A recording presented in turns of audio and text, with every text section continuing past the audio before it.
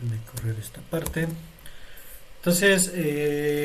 estamos viendo que Fourier, o lo que estamos haciendo es construir señales senoidales, que son las señales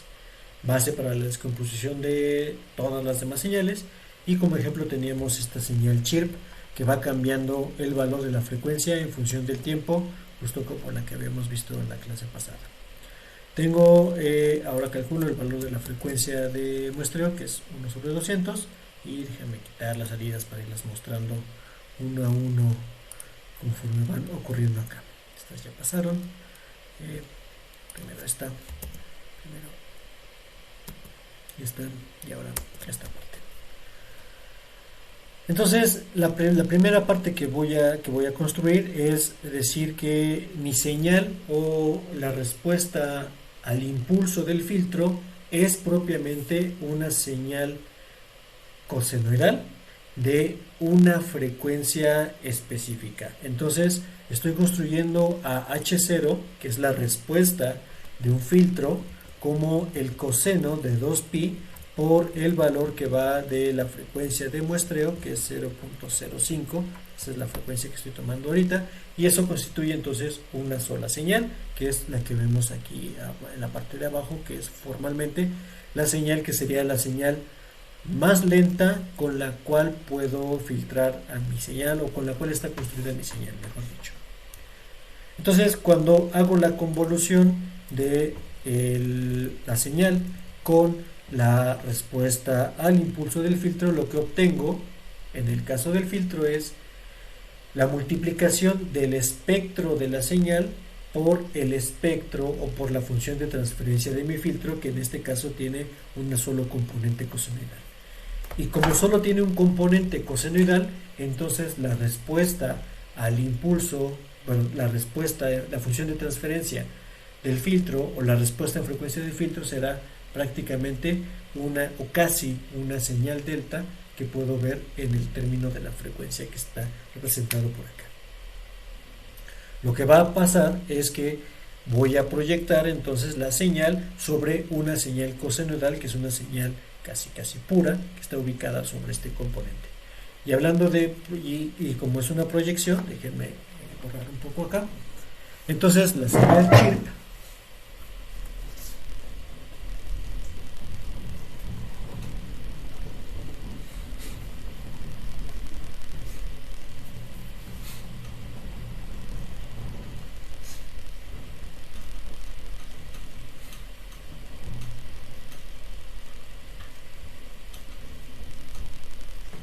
poner un poco de ecuación de convolución. Entonces, la convolución, déjenme poner acá, ZdN, si estoy hablando de la convolución de HdN con XdN, que está definida acá, la convolución entonces es la sumatoria desde n igual de menos infinito, desde k igual de menos infinito hasta infinito, h de k por x de n menos k, o al revés, que sería entonces la sumatoria desde k igual de menos infinito a infinito de x de k por h de n menos k. O sea, lo que estoy haciendo es tomando alguna de las dos señales y volteándola y pasándola a través de la otra señal, que es esta que estoy colocando aquí como x de n. Las señales que estoy ocupando son señales cosenoidales, como la que tengo dibujada en Python, y entonces cuando yo volteo esta forma,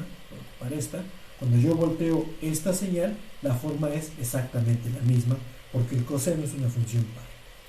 Entonces, esto es lo mismo que colocar esto así, o decir que no hay que no se invierte la señal, y entonces es la misma representación que tengo. Tengo otra cuestión importante para ese ejercicio que estoy haciendo, y es que en realidad la respuesta al impulso del filtro no es infinita, y eso hace que este elemento se acorte desde 0 hasta el tamaño de las muestras que tiene este HdK.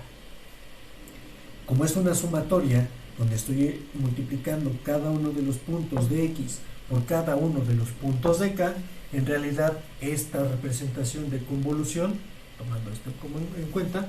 puedo representarla como el producto interior entre el vector de señal que estoy colocando con el vector de respuesta al impulso, que es el elemento x de h como si fuera un vector. Entonces, como es vector, entonces este está de más. Estoy diciendo que es entonces la proyección de x sobre el espacio definido por el valor h que estoy colocando aquí. Lo que hago con esta representación es, o lo que hago con esta convolución, recordando que la convolución lo que hace, más o menos dibujada mi señal chip, lo que estoy haciendo es trasladando este espacio y multiplicándolo por pedacitos de señal que estén ubicados por acá. Entonces voy a tratar de colocar esto así. Y lo que voy a hacer ahorita es proyectar este vector que está definido por los puntos de este pedazo sobre este otro vector. Entonces lo que tengo es cómo se ve la proyección de mi filtro o la proyección de este pedazo de señal sobre la base que representa entonces la forma cosenoidal que tengo definida por aquí. Cuando cambio la frecuencia o cuando cambio la forma de lo que estoy haciendo es cambiando la representación de mi señal, y entonces tengo las distintas proyecciones que tengo de la propia señal. Si esta señal es una señal que va aumentando en función del tiempo, va aumentando el valor de la frecuencia, la mayor proyección o la mayor semejanza entre este vector y ocurre en los primeros instantes de tiempo, que son estos. Cuando aumento la frecuencia y cuando considere la frecuencia más alta que voy a tener ahorita, que ocurren en estos lapsos, entonces tendré la mayor proyección de la señal sobre este espacio que está definido por acá. Déjenme borrar esto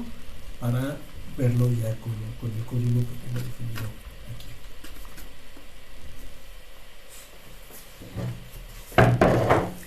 Entonces, la operación de convolución que voy a hacer ahorita numéricamente la puedo ver como esto que estoy haciendo aquí. En cada paso